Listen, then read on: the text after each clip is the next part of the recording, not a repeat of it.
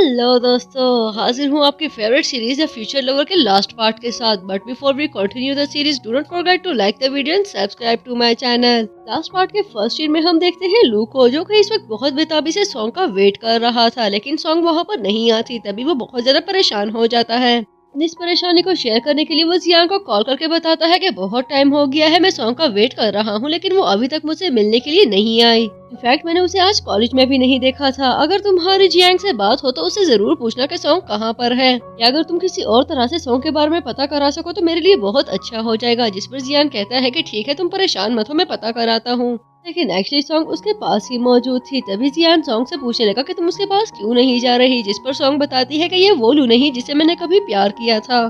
क्योंकि डेथ हो चुकी थी और उससे मिलने के लिए मुझे टाइम में पीछे जाना पड़ा, लेकिन अब मुझे उससे वो रियल फीलिंग्स नहीं आती, क्योंकि ये वो लू है ही नहीं जिसके साथ मैंने कभी टाइम स्पेंड किया था। सॉन्ग जियान से कहने लगी, मुझे लगता है कि शायद तुम भूल चुके हो, लेकिन टाइम में पीछे जाना तुमने ही मुझे सिखाया था। बल्कि अगर सच कहूँ तो मैंने रिक्वेस्ट कर करके तुम्हें इस बात के लिए कन्विंस किया था कि तुम मुझे सिखा दो। लेकिन अब मुझे रियलाइज हुआ है कि वक्त में पीछे जाने से भी हम अपने पार्टनर को नहीं ढूंढ पाते, क्योंकि वो इंसान रहता ही नहीं जिसके साथ हमारी फीलिंग्स डेवलप हो चुकी हों। जबकि दूसरी तरफ हम जियांग को देखते हैं, जो इस वक्त मिसेस क्वीन के सामने मौजूद थी। मिसेस क्वीन उसे बताती है कि मैंने कुछ लॉयर्स को हायर किया है, मैं चाहती हूँ कि तुम उनसे मिलो ताकि वो सारी चीजों को लेकर तुम्हें गाइड कर सकें। इसके साथ ही मिसेस क्वीन उससे पूछती है कि कहीं तुम किसी को डेट तो नहीं कर रही। तभी वो बताने लगी कि नहीं, मैं किसी को भी डेट नहीं कर रही, लेकिन एक्चुअली मैं चाहती हूँ कि मेरा एक बॉयफ्रेंड हो। इसके जवाब में मिसेस क्वीन कहने लगी, मुझे लगता है कि तुम कुछ ज्यादा ही जल्दी मचा रही हो, और जिसको तुम डेट करने वाली हो वो ट्रस्टवर्दी है भी या नहीं, इस बात की कोई गारंटी नहीं है, इसलिए तुम आराम से रहो। लेकिन जियांग उनसे कहती है कि मॉम, मैं अब एक ग्रोन अप लड़की हूँ, मुझे अपने हर काम के लिए आपकी परमिशन की जरूरत नहीं है, अपने डिसीजंस मैं खुद ले सकती हूँ, इसलिए अच्छा होगा कि आप मुझे थोड़ी सी फ्रीडम दे दें। जियांग की इस बात पर तो उन्हें जैसे यकीन ही ना आया। तभी वो कहने लगी, जरा दोबारा से कहना तुमने क्या कहा। तभी जियांग एक दफा फिर कहती है कि अब मैं बड़ी हो चुकी हूँ, इसलिए प्लीज मेरे सर से अपना हाथ उठा लें। अपने हर डिसीजन के लिए मुझे आपके अप्रूवल की कोई जरूरत नहीं। और ये सुनते ही मिसेस क्वीन अपनी असिस्टेंट से कहती है कि मुझे पनिश करना। तभी जियांग कहने लगी कि प्लीज मुझे इस तरह से मॉरल पनिशमेंट देना बंद कर दे। अब मैं वो छोटी बच्ची नहीं रही जो आपकी इस तरह की हरकतों से डरकर अपने डिसीजंस वापस ले लिया करती थी और उठकर बाहर आ जाती है। लेकिन एक्चुअली वो बहुत ज्यादा घबरा चुकी थी। वो जियान को कॉल करके बुलाती है और उसके आते ही उसे कहने लगी कि देखो, मैंने अपनी जिंदगी का एक बहुत बड़ा मार का हल कर लिया है, अब से हम दोनों एक हो जाएंगे। मिसेस क्वीन तो क्या, अब इस दुनिया की कोई भी ताकत हम दोनों को एक होने से नहीं रोक सकेगी। लेकिन जियान को कुछ भी समझ नहीं आ रहा था कि वो इस वक्त क्या बात कर रही है। जियांग कुछ एक्सप्लेन करने की बजाय माइक लेकर स्टेज पर चली जाती है, जहां पर वो जियांग के लिए सिंगिंग कर रही थी और अपना गाया हुआ गाना उसे डेडिकेट करती है। सिर्फ इतना ही नहीं, बल्कि वो सब लोगों के सामने उसे बताने लगी कि वो उसे कितना प्यार करती है, और साथ ही उससे पूछती है कि क्या तुम मेरे साथ शादी करना चाहोगे। जिसके जवाब में जियान कंफ्यूजन की हालत में कहने लगा कि नहीं, मैं तुमसे कभी भी शादी नहीं करूंगा, और वहाँ से चला गया। जियांग को कुछ समझ नहीं आ रही थी कि आखिर ये हो क्या रहा है। जियान इस तरह कैसे उसे इनकार कर सकता है, और उसके पीछे पीछे जाने लगी, लेकिन जियान वहाँ से जा चुका था। गाड़ी में बैठा जियान बहुत ज्यादा कंफ्यूज हो चुका था, और उसे बिल्कुल समझ नहीं आ रही थी कि जियान किस तरह उसे ऐसे सब लोगों के सामने प्रपोज कर सकती है, जबकि उन दोनों के बीच में कभी भी ऐसा कुछ नहीं था। जबकि दूसरी तरफ हम लू को देखते हैं, जो इस वक्त सॉन्ग के सामने खड़ा उसे कह रहा था कि मैं सारा दिन तुम्हारा वेट करता रहा, तुम कहाँ थी, तुमने एक दफा भी मेरी कॉल नहीं उठाई और ना ही मुझसे मिलने के लिए आई। इस पर सॉन्ग उसे कहती है कि मैं बिजी थी, और जहाँ तक तुमसे मिलने के लिए आने की बात है तो मैंने तुमसे कभी नहीं कहा था कि तुम मेरा वेट करो या मैं तुमसे मिलने के लिए आऊंगी, और ना ही हम दोनों के बीच में ऐसा कुछ है। लू से कहने लगा, ये तुम कैसी बातें कर रही हो, क्या तुम भूल चुकी हो कि हम दोनों एक दूसरे को कितना पसंद करते थे। जिसके जवाब में वो कहने लगी कि हमारे बीच में ऐसा कुछ भी नहीं है, तुम गलतफहमी का शिकार हो चुके हो। लू उसे बार बार कन्विंस करने की कोशिश करता है, लेकिन सॉन्ग ने तो जैसे डिसाइड ही कर दिया था कि उसे लू की किसी बात पर यकीन नहीं करना, और ना ही उसे लू की कोई बात सुननी है।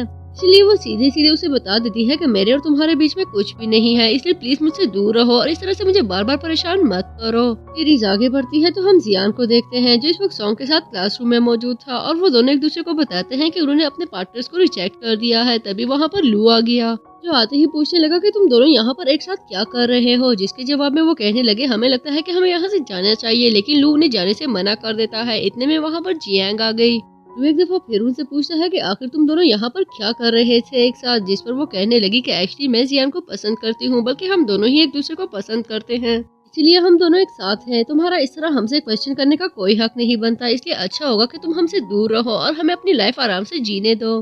जियांग को तो जैसे यकीन ही नहीं आ रहा था। तभी वो जियान से पूछने लगी कि क्या तुम दोनों एक साथ हो, जिसके जवाब में वो कहता है कि हाँ, सॉन्ग की कही हुई बात बिल्कुल सही है, मैं और सॉन्ग एक साथ हैं और मुझे नहीं लगता कि सॉन्ग के होते हुए मुझे अपनी लाइफ में किसी और की जरूरत पड़ सकती है, इसलिए अच्छा होगा कि तुम दोनों हम लोगों से दूर रहो। लू और जियांग को बिल्कुल भी आइडिया नहीं था कि टाइम में पीछे जाने से न सिर्फ इंसान वापस आ जाता है, बल्कि उस इंसान की पर्सनैलिटी और उसकी फीलिंग्स भी चेंज हो चुकी होती है और ये सब इसी का असर था। अगले सीन में जियान और सॉन्ग को दिखाया जाता है, जो दोनों एक साथ टाइम स्पेंड कर रहे थे, लेकिन जियान के वहाँ से जाने के बाद लू वहाँ आकर सॉन्ग को अपने साथ ले जाता है। सॉन्ग उससे पूछने लगी कि तुम मुझे कहाँ लेकर आए हो, जिस पर वो पूछता है कि क्या तुम सच में मुझे पसंद नहीं करती। तभी सॉन्ग उसे बताती है कि हाँ, मैं सिर्फ और सिर्फ जियान को पसंद करती हूँ, बल्कि अगर सच कहूँ, जिस तरह तुम मुझे परेशान कर रहे हो, अगर इसी तरह चलता रहा तो तुम्हें पसंद करना तो दूर की बात, शायद मैं तुमसे नफरत करने लगूं। तभी लू आगे बढ़ते हुए उसे जबरदस्ती केस करने लगा, जिस पर सॉन्ग को बहुत ज्यादा गुस्सा आ जाता है और वो लू को धक्का देकर पीछे की तरफ गिराने लगी। तभी लू उसे लॉक करके वहाँ से चला गया। लू के जाने के बाद जियांग खिड़की से कूदकर अंदर आती है। उसको देखते ही सॉन्ग पूछने लगी कि तुम यहाँ पर क्या कर रही हो, जिस पर जियांग बताती है कि मैं तुम्हें बचाने के लिए आई हूँ। लू तुमसे बहुत प्यार करता है और मैं सच में चाहती हूँ कि तुम दोनों एक हो जाओ, लेकिन वो तुम्हें नुकसान पहुँचाइए मैं बिल्कुल भी नहीं चाहूंगी, इसलिए मैंने सोचा मैं यहाँ पर आकर तुम्हें बचा लूँ।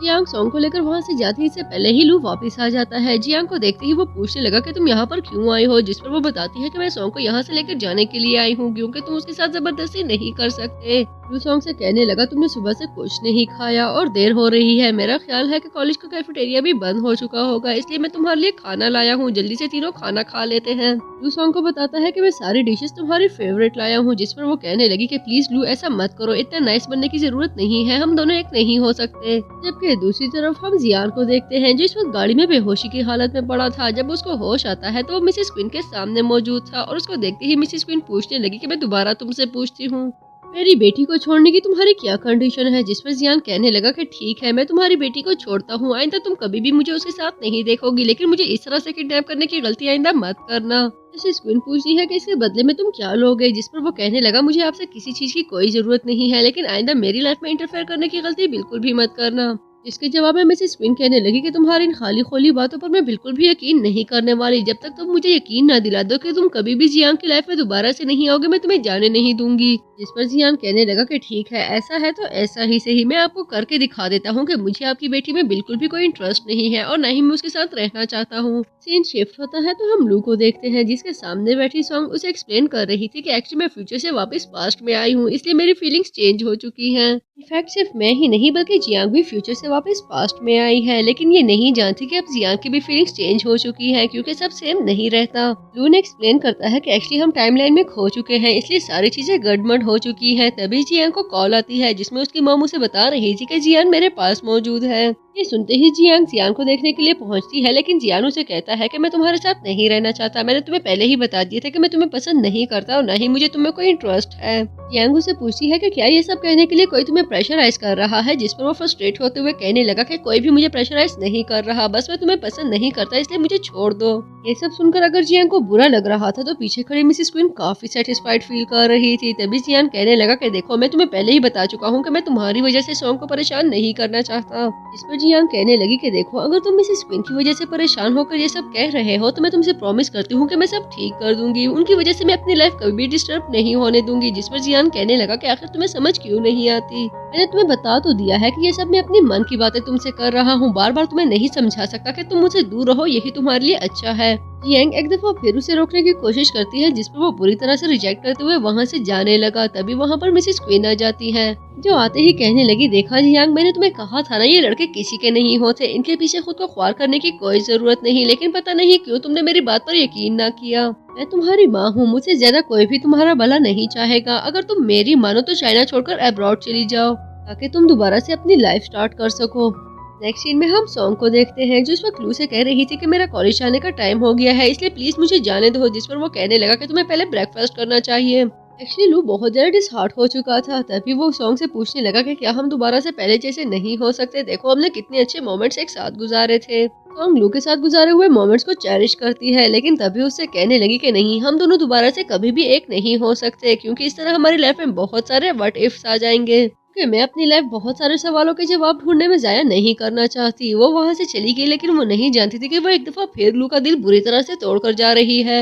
जबकि दूसरी तरफ हम जियांग को देखते हैं जो इस वक्त अपनी मॉम के साथ एयरपोर्ट की तरफ जा रही थी, लेकिन जियांग की यादें उसका पीछा बिल्कुल भी नहीं छोड़ रही थी। तभी उसे रियलाइज हुआ कि उसने एक गलत डिसीजन लिया है। अगर आज वो चाइना से चली गई तो जियांग के साथ गुजारा हुआ चैप्टर हमेशा हमेशा के लिए खत्म हो जाएगा। तभी वो अपनी मॉम से कहने लगी कि मुझे वॉशरूम जाना है, मेरे पेट में बहुत ज्यादा दर्द हो रही है। मॉम उसको बिल्कुल भी अकेले नहीं जाने देना चाहती थी, लेकिन वो अच्छे से जानती थी कि वो इस तरह जियांग को दर्द में भी नहीं देख सकती। तभी वो कहने लगी कि मेरे साथ चालाकी करने की कोशिश बिल्कुल भी मत करना। आखिर वो गाड़ी रुकवा देती है, लेकिन वो अपने गार्ड को भी उसके साथ भेजने लगी। लेकिन कुछ ही देर में वो उसे धोखा देकर वहाँ से भाग चुकी थी। गार्ड को धोखा देकर वापस भेजने के बाद वो एक शॉप के अंदर जाकर जियांग को कॉल करके बताती है कि उसका एक्सीडेंट हो चुका है और उसकी तबीयत बहुत ज्यादा खराब है। अब शायद मैं ज्यादा दिन ना जी पाऊँ। अगर तुम्हारे मन में मेरे लिए जरा सी भी जगह है तो वहाँ पर मुझसे मिलने के लिए आ जाना, जहाँ पर हम लास्ट टाइम मिले थे।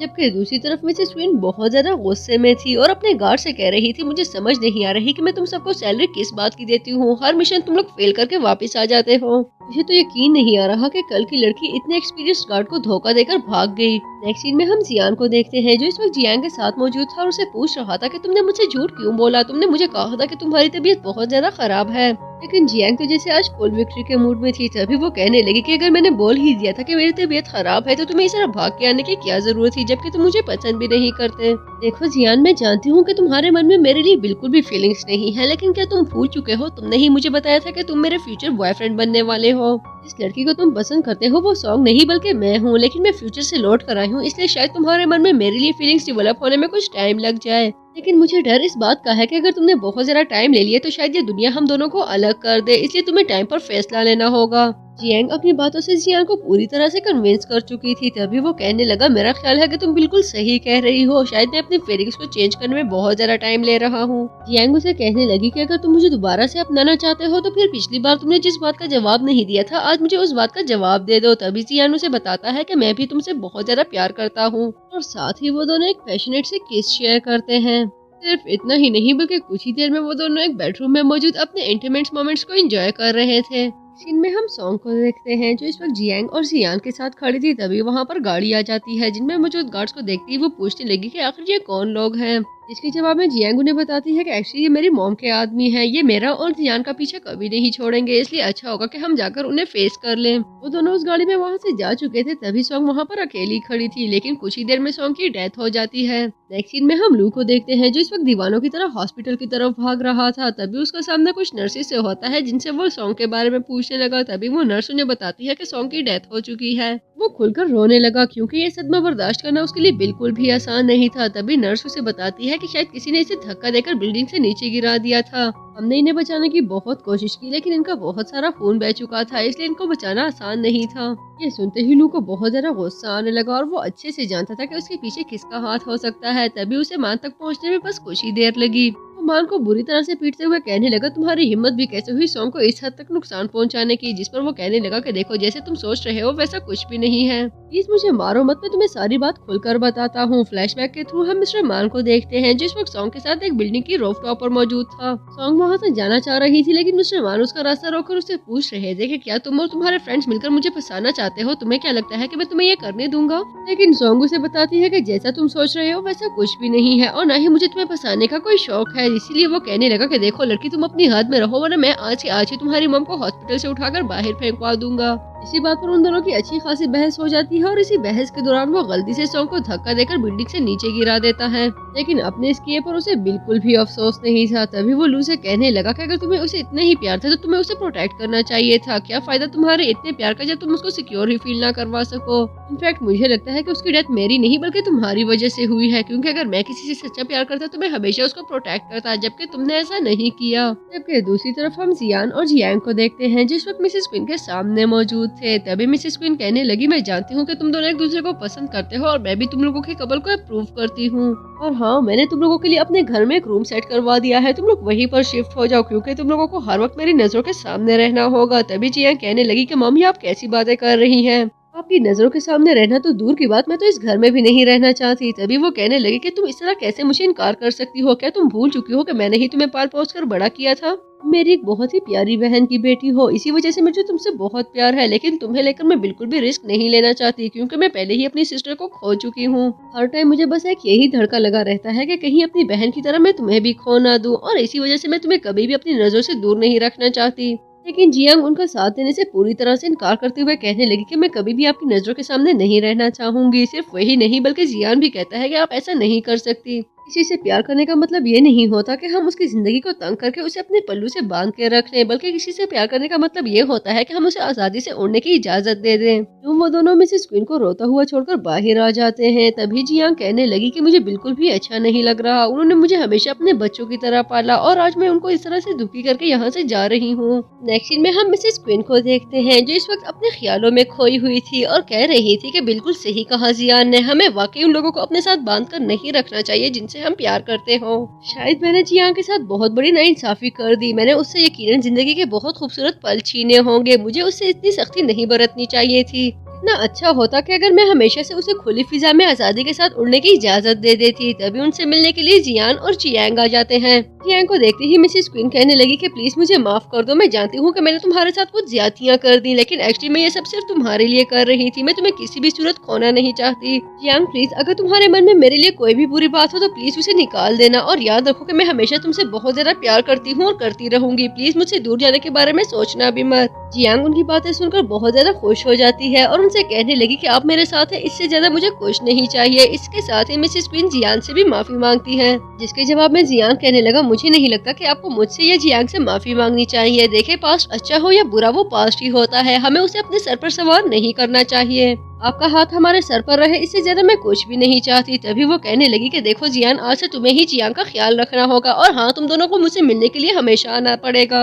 जबकि दूसरी तरफ हम लू को देखते हैं, जो इस वक्त टाइम में पीछे जाने की कोशिश कर रहा था, क्योंकि वो किसी भी तरह सॉन्ग को हासिल करना चाहता था। लेकिन हमेशा की तरह आज ये पॉसिबल नहीं रहा था, जिस पर उसे बहुत ज्यादा गुस्सा आ जाता है और वो चिल्लाते हुए कहने लगा कि ये सब जियांग की वजह से हुआ है। मैंने उसे पहले ही बोल दिया था कि हमें टाइम में वापस जाना चाहिए, लेकिन उसने मुझे मना कर दिया था। पिछली बार की तरह इस बार भी वही सॉन्ग की कातिल है, लेकिन मैं देखता हूँ कि इस बार उसे मुझसे कौन बचाता है। अगर सॉन्ग इस दुनिया में नहीं रही तो उसके पास भी जीने का कोई हक नहीं रहता। सीन शिफ्ट होता है तो हम जियांग को देखते हैं, जिसके साथ जियांग भी थी, और वो दोनों वॉक कर रहे थे। तभी वो जियांग से कहने लगा कि आज मैं तुम्हारी बहुत सारी पिक्चर्स क्लिक करना चाहता हूँ।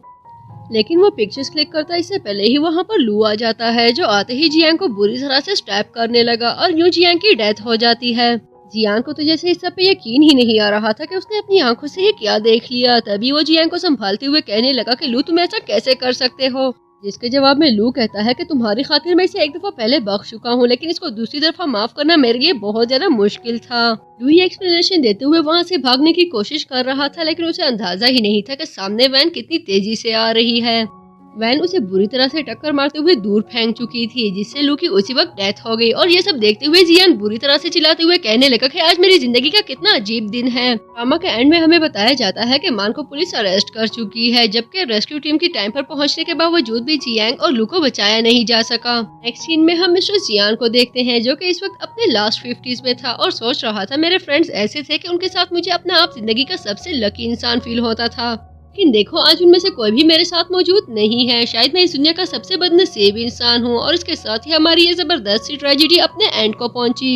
लेकिन अगर यहाँ तक पहुँच चुके हो तो वीडियो को लाइक करना और चैनल को सब्सक्राइब करना बिल्कुल भी मत भूलिएगा। मजीद ऐसी जबरदस्त चाइनीज सीरीज के लिए स्टे ट्यून्ड।